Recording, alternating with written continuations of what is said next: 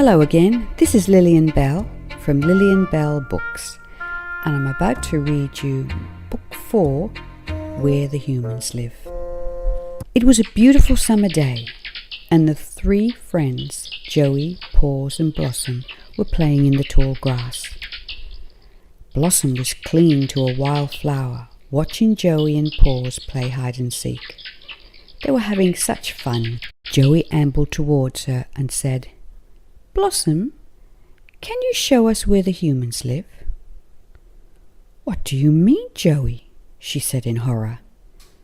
"You seem to know a lot about them, Blossom," Joey said curiously.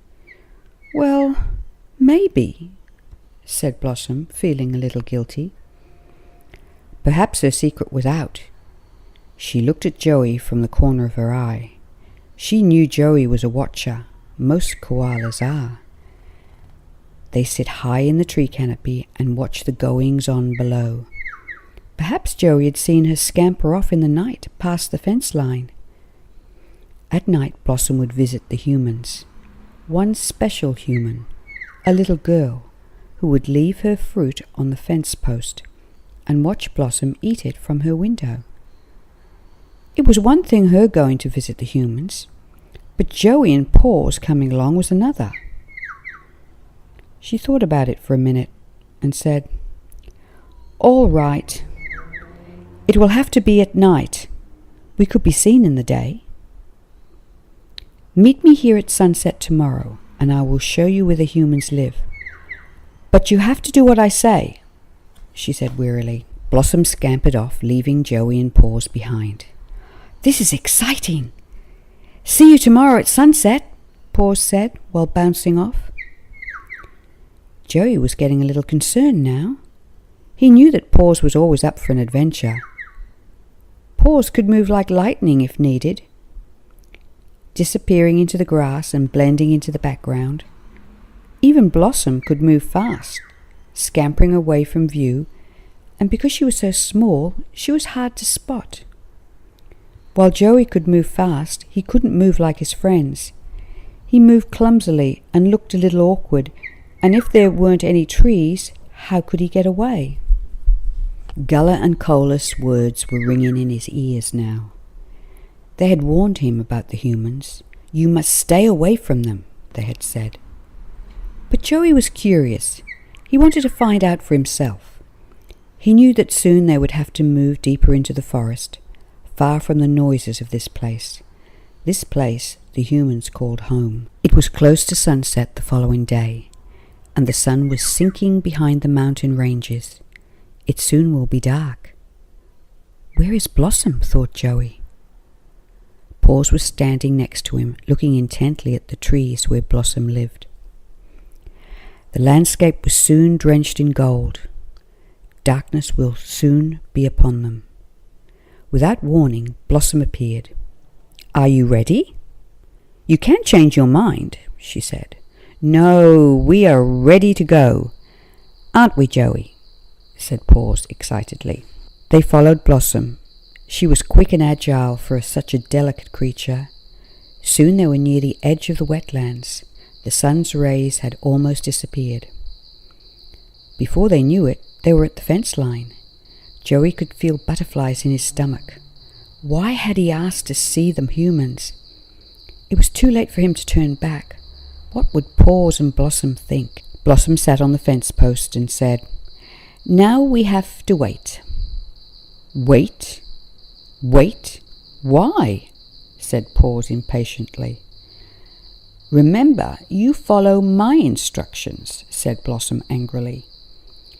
Joey started to worry. This wasn't such a good idea.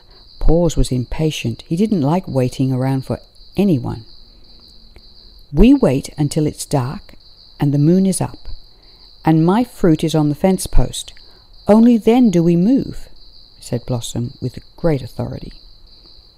It never ceased to amaze Joey how Blossom could put Paws in his place. He would never cross her. Or would he? It was now dark. The moon was shining through the trees, and they could just make out the silhouette of the dwelling where the humans lived. It was so quiet, except for the sound of the wind rustling the leaves in the trees. Suddenly a shadow appeared, moving through the grass towards the fence post where Blossom was perched. Blossom suddenly flung herself down near them. "Quick! Get down! Hide in the grass!" she said. They all watched, and from above a hand appeared out of the darkness and put a piece of fruit on the fence post. The dark shape moved away and disappeared. "What was that?" said Joey. "That's the little girl. She will go and watch from her window shortly, and only then will I eat my fruit," said Blossom. Blossom didn't wait. She devoured the fruit. She didn't ask Paws or Joey if they wanted any. She knew they didn't eat fruit. However, she could have been polite. They both watched her. "Is that it?" said Paws. "Well, yes," said Blossom. Before she could say anything else, Paws was off, bounding towards the dwelling. "Oh no! Stop! You will be killed!" she shouted. It was too late. He was gone. He didn't hear her. The wind was rushing through his fur. He felt exhilarated. He was out for an adventure. "What do you mean? Killed?" said Joey. "I told you both to do what I say. Now look what's happened," Blossom said angrily. Blossom hadn't told them how much the humans didn't like kangaroos. They would shoot them with their guns, because the kangaroos like eating the grass their sheep and cows grazed on. "Come on, Joey, we must find him. Hurry," said Blossom. They both moved cautiously through the short grass towards the dwelling. "Why did I ask to see the humans?" thought Joey. "Where is Paws?" They could now see Paws near the door, and to their horror he bounced in. What was he thinking? Why go inside? Paws was determined to find out everything about these humans. He had heard stories about how they chased kangaroos on horseback. They would point things at them, which made a loud cracking sound, and they would suddenly fall and not get up again. Kangaroos were familiar with the indigenous tribes. They knew what to expect. They were part of their lives. However, they hadn't seen them in a while. Their ancient walking trails were overgrown. They no longer saw them during the summer months on their way to their festivals near the creek. Where had they gone? Had the humans pointed things at them too? Joey and Blossom were now near the door of the dwelling. It was quiet. A soft light streamed out through the door. Blossom was perched on Joey's head so that she could see clearly around the corner of the door. She could see Paws' tail under the table. It was poking out. "Come out now!" said Blossom in a loud whisper. Paws made no sound, and neither did he move. Suddenly the timber floor started to shake and tremble. They could hear footsteps coming their way. They disappeared into the deep shadows of the dwelling and remained silent. A looming shadow approached the doorway. It was a human. They could only see its legs, feet, and hands. It was huge. Joey saw the human's hands. A rush of emotion gripped him. These were the hands of the timber getter who tried to shake him out of the tree so he could make a hat of him many moons ago. None of us are safe here, thought Joey. Paws could be shot with a gun, and they may want to make a hat out of me. We all have to get out of here. But how? The human stood at the doorway for a while and stared into the darkness. He made no sound. Joey and Paws stayed in the deep shadow, motionless and barely breathing. They were both terrified. Without warning, Paws appeared at the doorway, just behind the human. Paws glanced momentarily into the shadow where Joey and Blossom were standing, and with one almighty leap he was bounding across the paddock and cleared the fence before the human could react. "Violet! Violet!" the human bellowed angrily. " 'Have you been feeding that ratty possum again?" A soft voice came from inside the dwelling. "Yes, Papa, I have," she said. "See what happens when you feed one? You'll have all of them here. Those kangaroos are a pest. If I see it again, I'll shoot it," shouted the human. Joey and Blossom could hear soft sobs from deep inside the dwelling. It soon faded away and all was quiet. The door was closed and a stillness fell around them. Only then did they both emerge from the shadows. "Well, that's that then," said Blossom. "What do you mean?" said Joey curiously.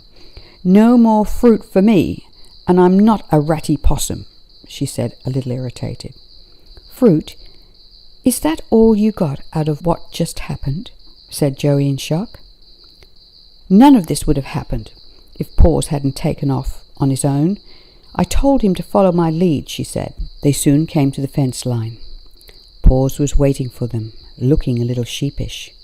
Joey spoke first. "Why did you take off, Paws? You put us all in danger," said Joey, waiting for an answer that would satisfy them both. "I'm sorry. I shouldn't have done that. But I needed to know the truth. I'm getting older and one day I will have to make it on my own in life. I have to prepare for it," Paws said, feeling a little uncomfortable about what he had done. Joey felt a shiver run through his body. Paws was right. There will come a time in the not-too-distant future when they won't be playing any more in the grassy plains. These days were coming to a close. Blossom broke the silence first. "Well, the only thing I have to worry about are those pesky humans, the owls, and an occasional snake," she said, feeling a little uneasy. Little did Blossom know that in the future there will be many more dangers for little pygmy possums. It was already happening, but she didn't realize it. It was time to go home. The friends parted company, and Joey climbed back up into the tree where he lived. The sun was rising, and he could feel its warm rays on his back. "Where have you been, Joey?" Gullah asked. Joey told Gullah and Koala about what had happened the night before. They weren't angry with him. He was getting older. One day he would have to make his own way in life, but not quite yet. They both listened intently and said it was time to find another location, away from the humans, their fence lines and dwellings. "We know things are changing. We no longer see the indigenous people. No longer do we see their campfires at night. We no longer see them walking their ancient pathways to the festivals in the summer months. It is time for us to move deeper into the forest, away from these dangers," said Gullah sadly. "When will we go?" said Joey, feeling a little sad. "Soon, very soon," said Gullah. Joey rested in the tree and thought of his friends. He may not see them again. Sometimes he didn't see Paws for weeks, and Blossom only appeared now and again. He couldn't tell them he was leaving. Joey soon drifted off to sleep and dreamt about playing in the long grass with his friends. Things were about to change in his world yet again. Well, I hope you enjoyed that story, Book 4, Where the Humans Live. This is Lillian Bell signing off, and don't forget to come and visit me at lillianbellbooks.com.